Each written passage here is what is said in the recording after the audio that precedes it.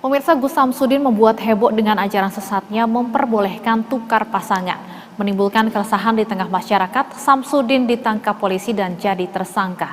Selain informasi tersebut, kami juga memiliki rangkaian peristiwa kriminal lainnya yang menjadi pilihan redaksi. Berikut kami hadirkan dalam catatan kriminal Berita Satu Sore.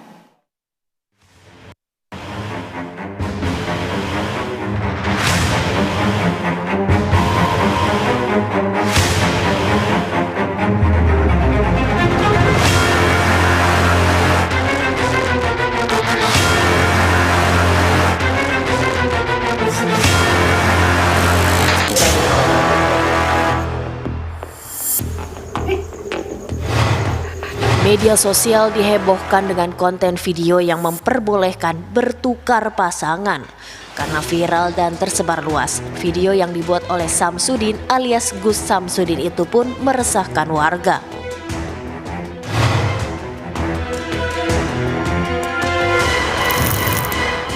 Kehebohan dan polemik akhirnya menyertai konten video yang diduga sebagai ajaran sesat itu. Sempat dipanggil namun mangkir.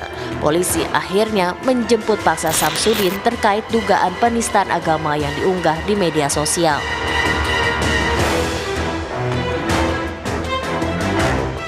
Kepala Bidang Hubungan Masyarakat Polda Jawa Timur Kombes Dirmanto mengatakan, sebelumnya kasus ini sudah ditangani oleh Polres Blitar, tetapi karena Samsudin tidak kooperatif dan berbelit dalam memberikan keterangan, Subdit Cyber Ditreskrimsus Polda Jatim akhirnya turun tangan.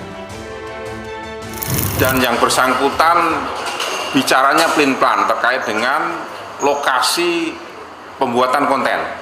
Ya kan, pelin-pelan. Kemarin beliau ngomong di Bogor pertama kali, kemudian selanjutnya setelah dilakukan pemeriksaan mendalam oleh Polres Blitar, kejadiannya di wilayah Ponggok, wilayah hukum Polres Blitar Kota. Sehingga untuk hal itu, untuk kecepatan pemeriksaan, maka kegiatan pemeriksaan selanjutnya diambil alih oleh Subdit Siber Ditreskrimsus Polda Jawa Timur.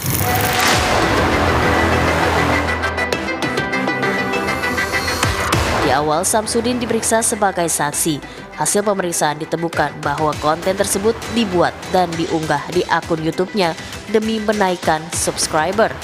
Polisi kemudian memeriksa beberapa saksi termasuk siapa yang membuat ide konten hingga yang melakukan perekaman. Setelah pemeriksaan intensif dan dilakukan gelar perkara, polisi menaikkan status Samsudin sebagai tersangka kasus konten video berisi ajaran sesat yang viral di media sosial. Gus Samsudin yang berperan sebagai pembuat konten dijerat pasal di Undang-Undang ITE. Untuk pasalnya kita menerapkan pasal 28 ayat 2 dan 28 ayat 3 Undang-Undang ITE. Tentang apa itu? Tentang apa?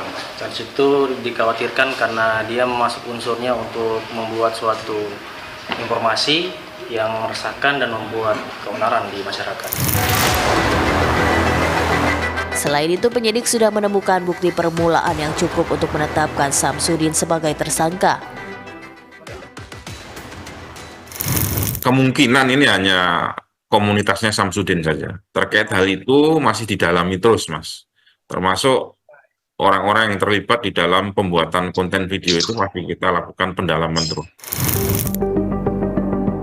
Usai ditetapkan sebagai tersangka, Samsudin langsung ditahan di Rutan Polda Jawa Timur. Sementara Wakasekjen Majelis Ulama Indonesia Ihsan Abdullah mengecam keras konten yang dibuat Samsudin. Menurut Ihsan, MUI memiliki poin atau aturan-aturan keagamaan yang sudah berjalan sehingga ajaran Samsudin jelas aliran sesat lantaran menyimpang dari aturan keagamaan. Di manakala ada aliran yang tidak sesuai seperti yang dilakukan oleh Samsudin ini, jelas tidak sesuai, ya maka udah pasti itu kan aliran itu, kalau memang itu aliran atau komunitas mereka meyakini itu adalah komunitas yang sesat yang harus dilakukan teguran untuk sekaligus dibina, ya kan. Orang-orang seperti Samsudin ini ya harusnya dilakukan tindakan hukum karena sudah beberapa kali melakukan hal-hal seperti keonaran tadi ya.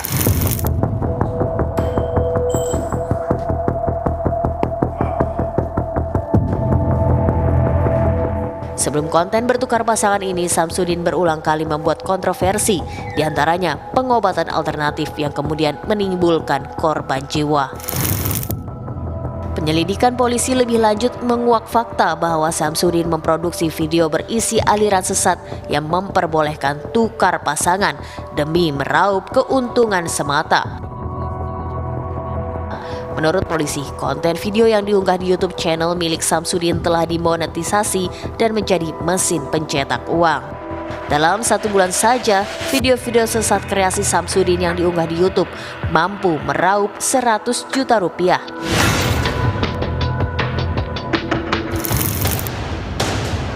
Sementara usai ditetapkan sebagai tersangka, Samsudin mengaku senang dan ikhlas di penjara. Samsudin mengaku tidak menyesal meski menuai respon negatif warganet hingga menimbulkan kegaduhan di tengah masyarakat.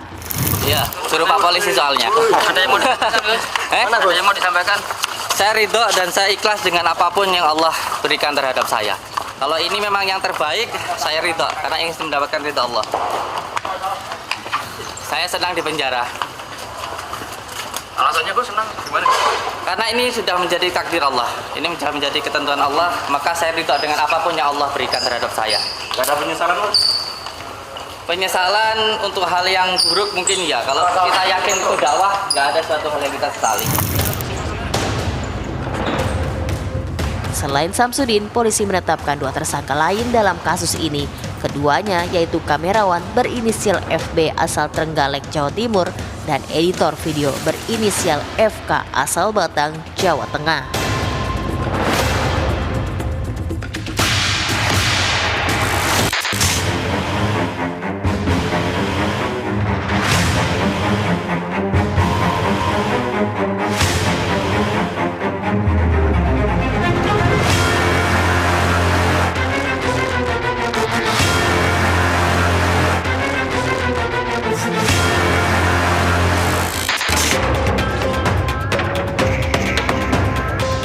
Warga desa Tenajar Kidul, Kabupaten Indramayu, Jawa Barat digegerkan dengan penemuan jenazah Maisaro pada 4 Maret 2024. Pemilik toko sekaligus agen perbankan itu ditemukan dengan kondisi penuh luka dan tergeletak di lantai rumahnya sendiri.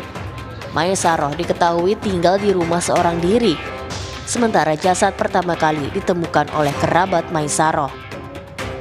Korban ini merupakan agen BRI Link.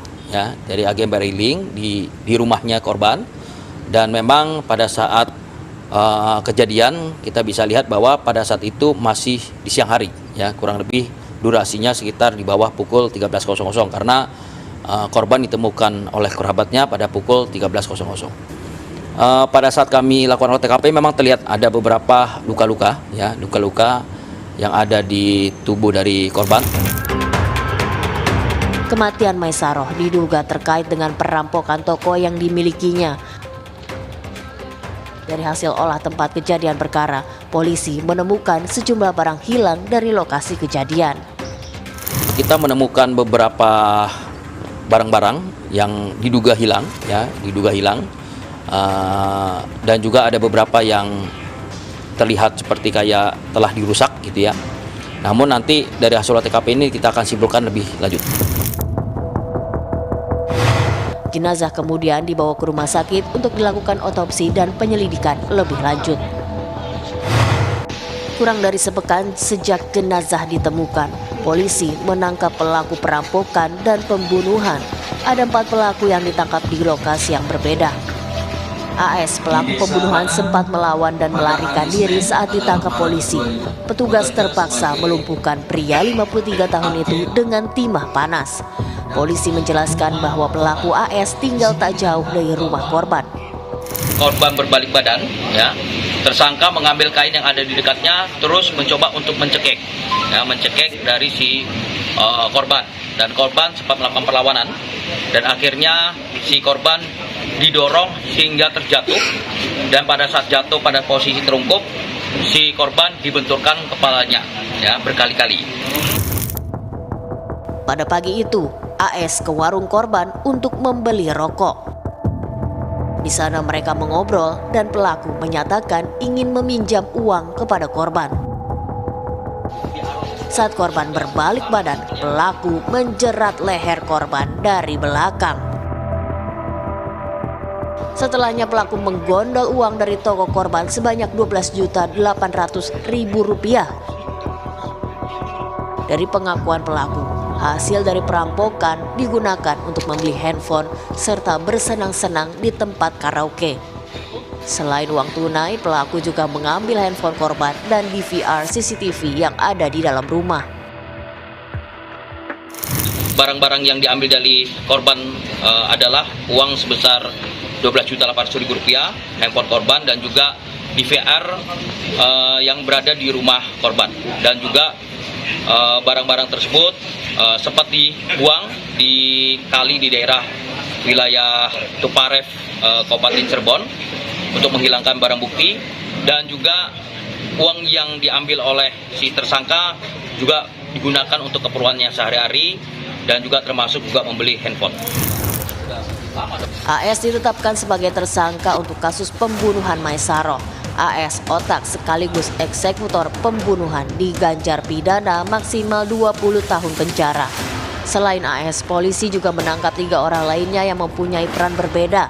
Handphone milik korban dijual oleh AS kepada W dan juga akhirnya ada keterlibatan D dan R. Ketiga orang itu pun turut ditetapkan sebagai tersangka karena berperan sebagai penadah dengan ancaman hukuman 4 tahun penjara.